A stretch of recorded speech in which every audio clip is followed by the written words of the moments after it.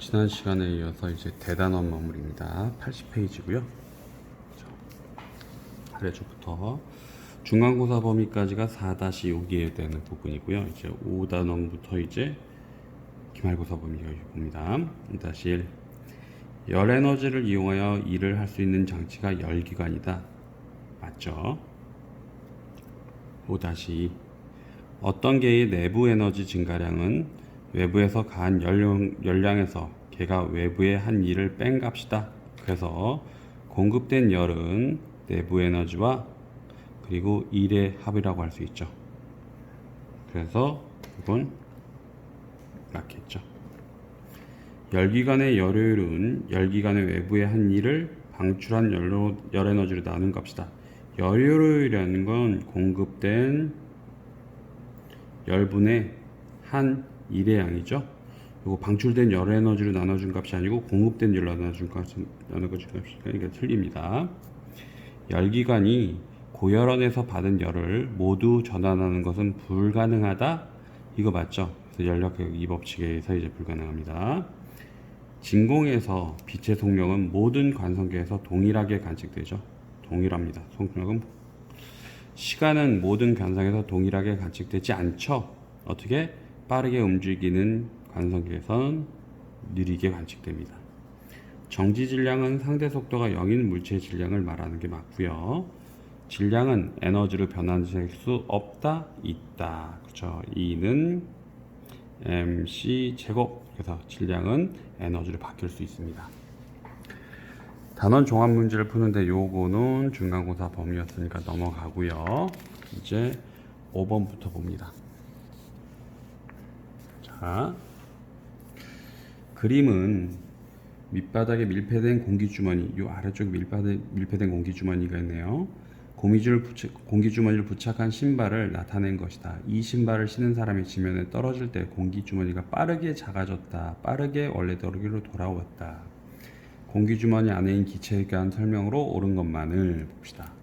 공기주머니가 작아질 때 그러면 외부에서부터 일을 받은 거죠. 그래서 내부 에너지는 외부에서 부피가 줄어들었으니까 공급된 열은 내부 에너지 더하기 1인데 이 내부 에너지는 무엇에 비례하냐면 온도에 비례하다고 그랬고요. 요 1은 P 델타 V입니다. 그래서 부피가 줄어들었으니까 공급된 열이 없고 부피가 줄어들었으니까 결국엔 내부 에너지가 증가했겠죠. 그래서 올라갑니다. 공기 주머니가 커질 때 요거 위로 올라간 거죠. 그러면 외부에 일을 하는 게 맞죠. 그 다음에 공기 주머니가 커지는 동안 기체가 열을 흡수한다. 이거 공급 주머니가 커질 때 외부로 들어온지 나온지 그거에 대한 부분은 없습니다. 밀폐됐으니까. 그래서 열은 단열이라고 하는 전체 조건이 있을 거예요. 그래서 틀립니다. 그래서 답은 이거겠죠.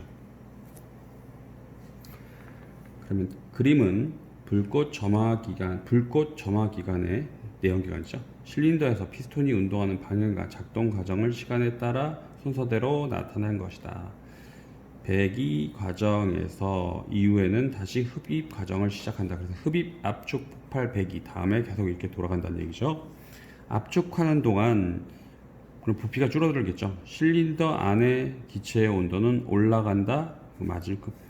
압축하는 동안은 부피가 줄어든 거죠. 외부에서 열은 공급받지 않았지만 줄어들었으니까 내부 에너지가 올라갑니다. 온도가 올라가겠죠.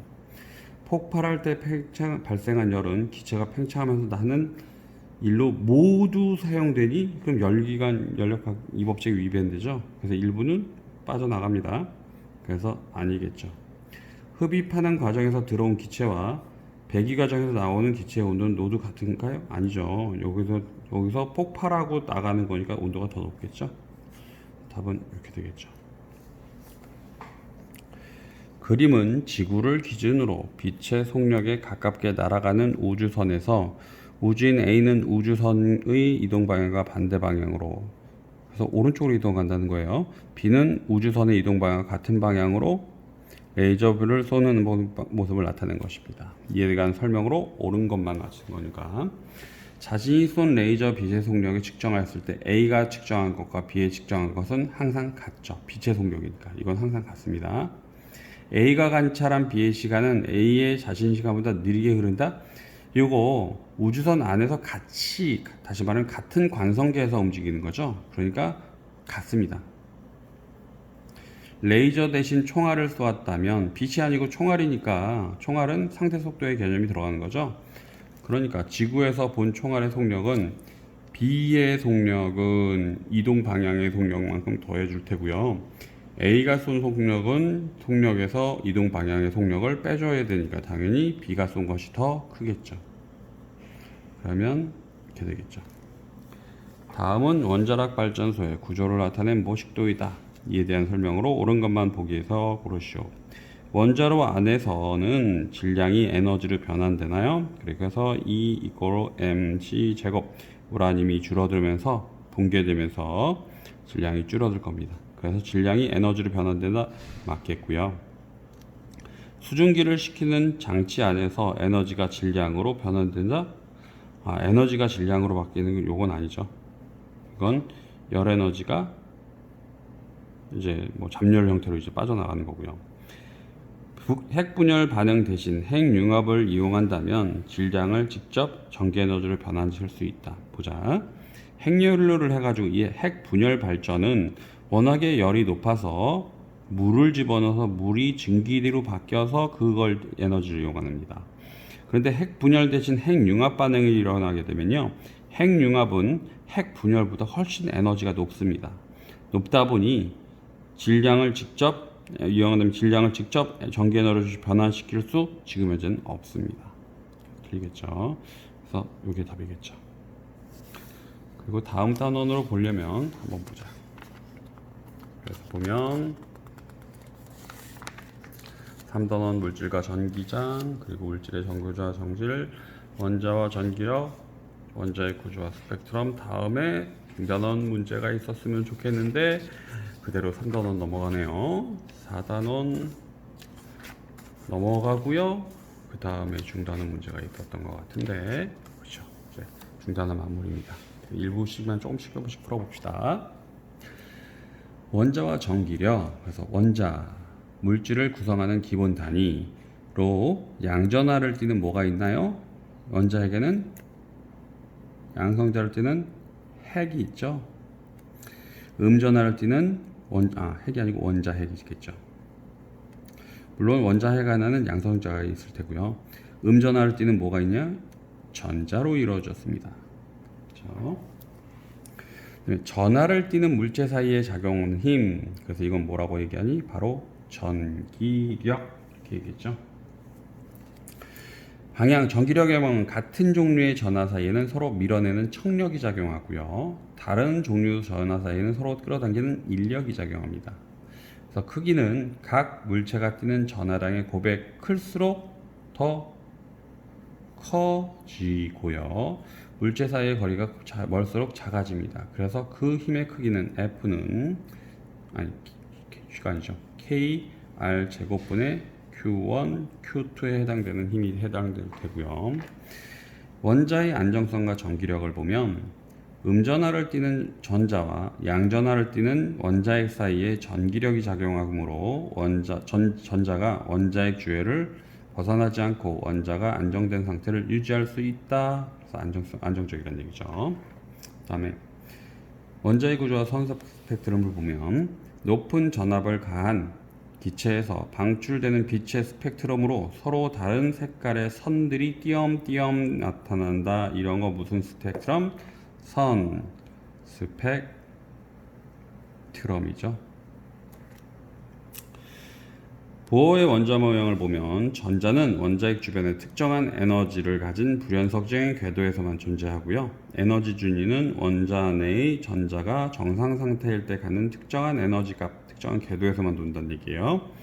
전자의 전이와 이동하는 거, 빛의 방출. 그래서 전자가 높은 에너지 준위에서 낮은 에너지 준위로 내려갈 때 방출되는 광자의 에너지는 진동수에 비례한다. 그래서 E = HF라고 얘기를 하고요. 요거는 에너지 띠 이론과 물질 전기적 순도성이니까 이 부분은 이제 이해할 테고요. 개념 적용하기 문제로 갑니다. 자, 다음 중 원자에 대한 설명으로 옳은 것은 원자는 더 이상 쪼갤 수 없다. 원래 명칭으로 따지면 원자라고 하는 것의 아톰의 경우는요, 실제로 더 이상 쪼개할 수 없는 가장 작은 입자라고 명명은 됐습니다. 실제로 따져보면 원자의 경우는 보는 것처럼 원자핵이랑 전자로 나뉘어지죠. 쪼갤 수 없다? 틀립니다. 원자 전체는 양전하를 띈다? 아니죠. 원자핵은 정기적으로 플러스를 띄고 전자는 마이너스를 띄어서 전기적으로 보니 양전하가 아니고 중성입니다. 그러니까 틀립니다. 원자는 중성자와 같은 수의 전자를 가지는 것이 아니고요. 실제로 따지면 원자는 양성자와 중성자가 있고 그 핵 안에 있는 양성자와 중성자 중에서 양성자와 같은 수의 전자를 가집니다. 그래서 틀리죠. 전자는 전기력이 작용하여 원자에 속박되어 있다. 이건 맞는 표현입니다. 전자가 원자핵에서 멀어질수록 전자에 작용하는 전기력은 강해지나요?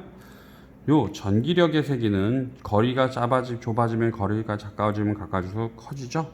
그러니까 멀어지면 멀어질수록 더 강해진다가 아니고 약해진다. 그러니까 틀릴 겁니다. 그래서 답은 이렇게 되겠고요. 그림과 같이 동일한 두 개의 빨대를 각각 휴지로 문지르는 서로 가까이 하였다. 이에 대한 설명. 그러면 이 빨대는 서로 같은 전하로 대전되겠죠. 플러스면 플러스 아니면 마이너스면 마이너스. 두 빨대는 같은 종류의 전하를 띈다. 그래서 맞겠고요. 말대 사이에는 서로 끌어당기는 같은 극이니까 어떻게 되니? 밀어내죠. 밀어내는 그래서 틀립니다. 가까울수록 작은 크기 큰가요? 그렇죠. 커집니다. 그래서 이렇게 되겠고요. 간이 분광기로 관찰할 수 있는 스펙트럼을 나타낸 것입니다. 1학년 때 스펙트럼 봤죠? 그래서 간은 수소습기체에서 방출하는 빛을 관찰하면 이거 연속 스펙트럼이죠? 연속 스펙트럼의 경우는 고온의 물체에서 나오는 빛이라고 그랬죠. 그래서 얘는 수소기체에서 하는 게 아니에요. 수소기체로 하면 이런 선 스펙트럼이 나오겠죠. 나는 특정한 파장의 빛만을 나타내고 있나요? 그렇죠. 특정한 파장의 빛만 이렇게 나타나죠. 나와 같은 스펙트럼을 분석하면 그래서 어떤 원소가 있는지 알 수 있겠죠.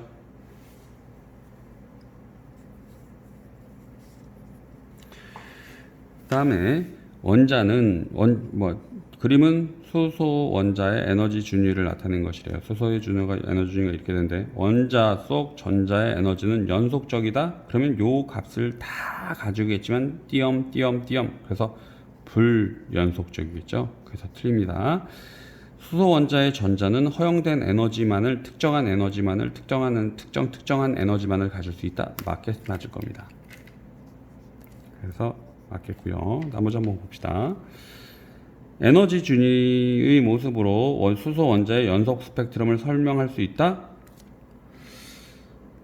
에너지 준위의 모습 수소의 연속 스펙트럼이 아니고 수소 원자의 경우는 불연속적인 스펙트럼을 얘기하죠. 특정한 궤도에서만 나오니까 이런 식으로 틀릴 겁니다.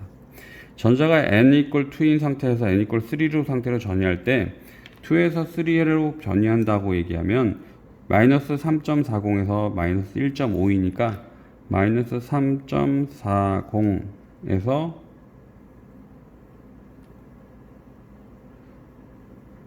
n=2에서 3가 이거 계산할 필요 없죠. 방출하는 것이 아니고 위로 올라가게 되면 어떻게 돼? 에너지를 흡수해야 되죠. 그래서 방출을 이거 계산 안 해도 됩니다. 그냥 방출이 아니고 흡수입니다. 그래서 틀리고요. 전자가 낮은 에너지 준위로 전이할 때 에너지 준위가 차이가 클수록 방출되는 진동수는 E=hf니까 에너지 준위가 크면 클수록 진동수는 커집니다. 그래서 틀리죠. 그래서 답은 이렇게 되고요. 여기까지 해주면 중단원 문제는 끝납니다. 그래서 이번 시간은 여기까지 하겠습니다.